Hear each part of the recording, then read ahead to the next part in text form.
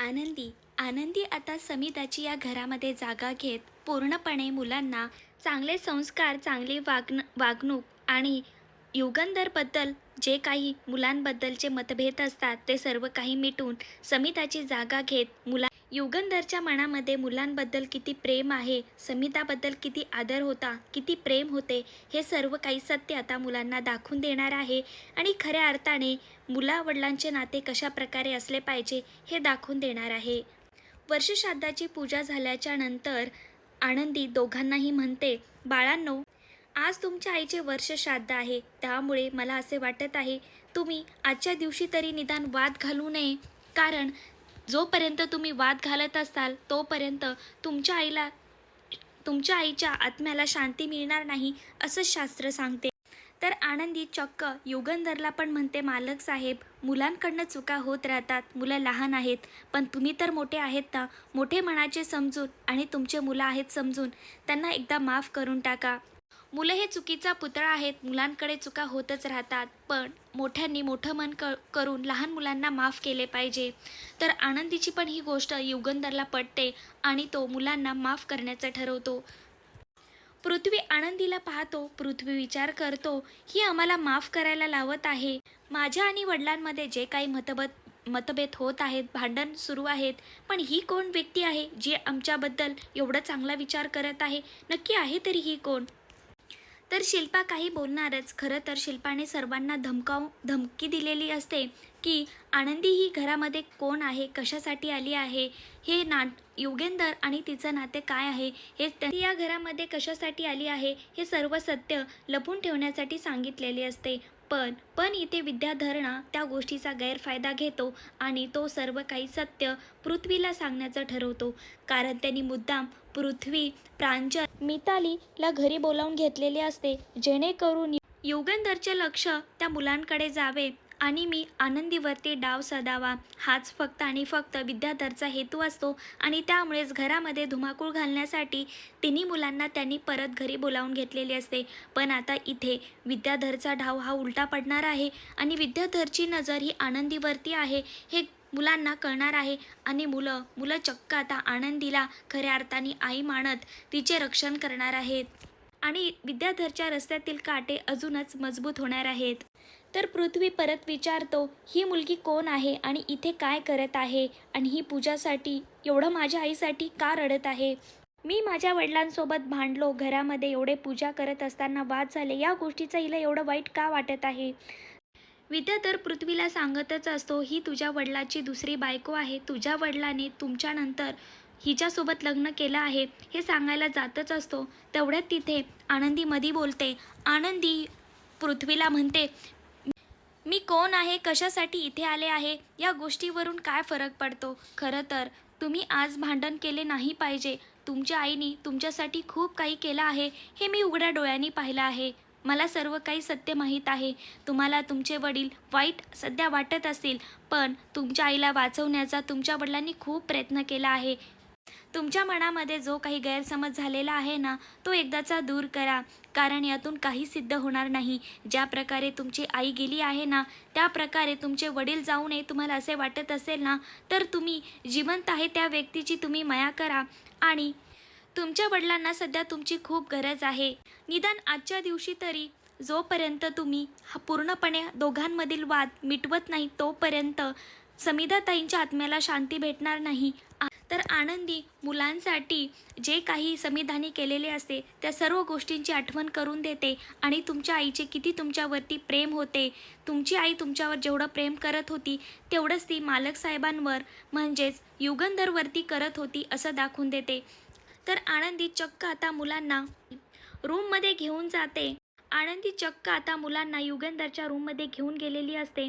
तिला माहीत असते युगंधरने रूममध्ये समिधाचा फोटो लावलेला आहे, कारण जेव्हा आनंदी लग्न करून या घरामध्ये आलेली असते तेव्हाच युगंधरनी सांगितलेले असते, माझ्या बायकोचा फोटो माझ्या बेडरूममध्ये आहे आणि जोपर्यंत माझी बायको या बेडरूममध्ये आहे तोपर्यंत माझ्या बायकोची जागा कोणीच घेऊ शकत नाही. म्हणून आनंदीला चांगल्याच प्रकारे माहीत असते की समिधाचा फोटो हा युगंधरच्या बेडरूममध्ये आहे आणि त्यामुळेच ती त्या मुलांना रूममध्ये घेऊन जाते आणि आपली आई आपल्यावरती किती प्रेम करते, ती मालक साहेबांवरती किती प्रेम करत होती. जर तुम्ही मालक साहेबांना ओरडलात, रागवलात, त्यांचा रागराग केला, हे तुमच्या आईलासुद्धा आवडणार नाही. आता हीच गोष्ट आनंदी मुलांना पटवून देणार असते. आनंदी मुलांना म्हणते, बघा तुमच्या आईकडे, त्या आईचा जरा निरागस चेहरा पहा. तुमच्या आईने तुमच्यासाठी किती काय केलं आहे. तुमच्या बाबांना त्रास होऊ नये, तिने त्यासाठी स्वतःचा त्रास लपवून ठेवला. तुम्ही विचार करा, तुमच्या आईचे एवढे प्रेम तुमच्या बाबावरती असेल तर तुमच्या आईला आवडणार आहे का तुम्ही तुमच्या बाबांना दुखवलेले? याच गोष्टीचा तुम्ही एकदा विचार करा. तर पृथ्वीसुद्धा मनातली मनात विचार करतो, ही जी कोणी व्यक्ती आहे ना, खरंच माझ्या आईबद्दल खूप चांगलं बोलत आहे. सेम माझ्या आईसारखेच हिच्या मनामध्ये विचार आहेत. खरंच ही माझी आईच आहे का? योगेंद्र आता चक्क आनंदीच्या शब्दांकडे एकटक ऐकत असतो, तिच्याकडे बघत असतो आणि चक्क त्याला आनंदीमध्ये आता समिधा दिसत असते. तर मितालीसुद्धा विचार करते, माझ्या आईचे विचारसुद्धा अगदी हिच्यासारखेच होते. खरंच ही माझी आई आहे का? खरंच माझी आई माझ्या बाबांना कधीच भांडत नव्हती. माझ्या आईचे माझ्या बाबांवरती खूप प्रेम होते. माझी आई माझ्या बाबांना एवढा जीव लावू शकते, तर आम्ही असे का वाईट वागत आहेत? आम्हाला एवढं वाईट का वाटत आहे? खरं तर आई गेली आहे, हे मुळात आम्हाला ॲक्सेप्ट करायला जड जात आहे आणि त्यामुळेच आम्ही कोणावर तरी राग काढावा म्हणून आमच्या वडिलांवरती काढतो. आम्ही खरंच चुकीचं वागत आहेत. तर चक्क आता मुलांनासुद्धा आनंदीने डोळे उघडून दिल्यामुळे त्यांची चूक समजलेली असते आणि ते चक्क आता योगेंदरचा वडील म्हणून स्वीकार करायला तयार होतात. तर आनंदी मितालीला म्हणते, मिताली, मी असं ऐकलं आहे, वडिलांच्या मुली खूप लाडक्या असतात, पण तुझ्यामध्ये तर तसं मला बिलकुल दिसत नाही. तू विसरलीस का तुझ्या आईला? तुमच्या आईचा एकदा चेहरा पहा, एकटक तुमच्या आईकडे पहा. जर तुमची आई इथे अस्तित्वात असते आणि तुम्ही तुमच्या बाबांना असेच भांडण वाद घालत असतात, तर तुमच्या आईला आवडले असते का? तर तिघेही मान खाली घालून उभे राहतात. आनंदी तिन्ही मुलांना म्हणते, तुम्ही इथे नसल्यामुळे, तुम्ही हॉस्टेलवर असल्यामुळे इथे सत्य परिस्थिती काय होती हे तुम्हाला माहीत नाही. तुमच्या बाबांनी तुमच्या आईला वाचवण्याचा खूप प्रयत्न केला आहे, पण तो प्रयत्न असफल राहिला. त्यामुळेच तुमची आई तुमच्यापासून दूर गेली, तुम्ही तुमच्या आईला गमावले. खरं तर यामध्ये मालक साहेबांचा बिलकुल हात नाही. तर आनंदीने खूप काही समजून सांगितल्याच्या नंतर तिन्ही मुलांच्या पूर्णपणे लक्षात येते आणि युगंधरचा जो काही त्यांच्या मनामध्ये गैरसमज झालेला असतो तो पूर्णपणे आनंदीने दूर केलेला असतो आणि ते चक्क आता युगंधरला खऱ्या अर्थाने बाबा म्हणून त्यांनी स्वीकारलेले असते. पण आता खरा ट्विस्ट इथे आहे, आनंदीने ही पूर्णपणे तिची ओळख लपवून ठेवलेली आहे. पण आता विद्याधर कधी हा पृथ्वी, मिताली आणि प्रांजलला खरं सत्य सांगणार? आनंदीचे आणि योगेंदरचे खऱ्या अर्थाने नाते काय आहे आणि हे समजल्याच्या नंतर मुलांमध्ये परत आनंदीबद्दल द्वेष निर्माण होणार का? कितपत इथून पुढे आनंदीचे ते ऐकणार आणि खऱ्या अर्थाने प्रेमळ आनंदीचा स्वभाव त्यांना समजल्याच्या नंतर खऱ्या अर्थाने समिधाची जागा ते आनंदीला देणार का? आनंदीचा आई म्हणून ते स्वीकार करणार का?